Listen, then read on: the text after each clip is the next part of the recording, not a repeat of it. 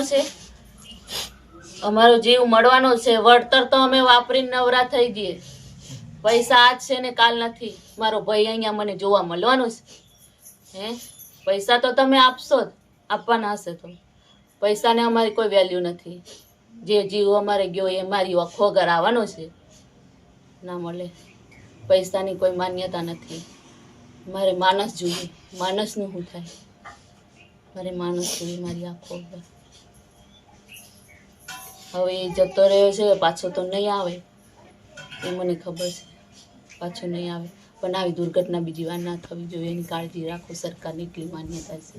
બીજા કોઈ છોકરા આવી રીતે પરિવારનો મોહ ન જતો. હા, એવું જ કેવું છે. બીજાને કોઈને આવી રીતે દુર્ઘટના ના થાય, બીજા કોઈ પરિવારને આવી દુઃખ ના પહોંચે. આની પહેલા કેટલી દુર્ઘટના? હા, કેટલી. એ રોપવેમાં થઈ હતી. અને આ છે એ અન્ન ક્ષેત્ર પર જે સામાન લઈને જાય છે એ આની રોપવે અલગ છે. હા, એટલે લિફ્ટમાં નહીં. અને આ અન્ન ક્ષેત્ર પર જે સામાન લઈને જાય છે એ ડાયરેક્ટ મંદિરની રોપવે અલગ છે. એ દુર્ઘટનામાં આમનું આવું થયું છે.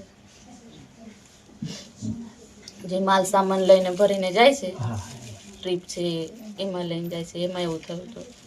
એટલે સરકારને માન્યતા છે કે આવી દુર્ઘટના ના થવી જોઈએ.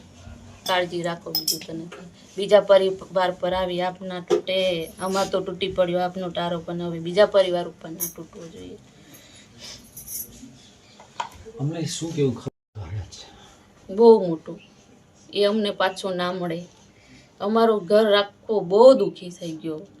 મારી બેન, એની બેન દુઃખી થઈ ગયા. મારા ભાભી, મારા પપ્પા એકલા પડી ગયા. મારા પપ્પાને આગળ પાછળનો કોઈ આધાર નથી. એકનો એક મારો ભાઈ હતો.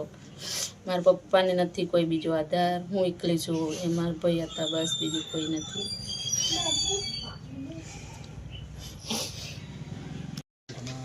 ભુજની જે રોપવે તૂટી એમાં જે 6 લોકો ગુજરી ગયા એમાંના એક હિતેશ ભાવિયા છે.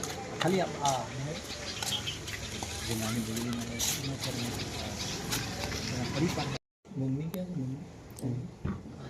મમ્મી એકલો એક જ દીકરો.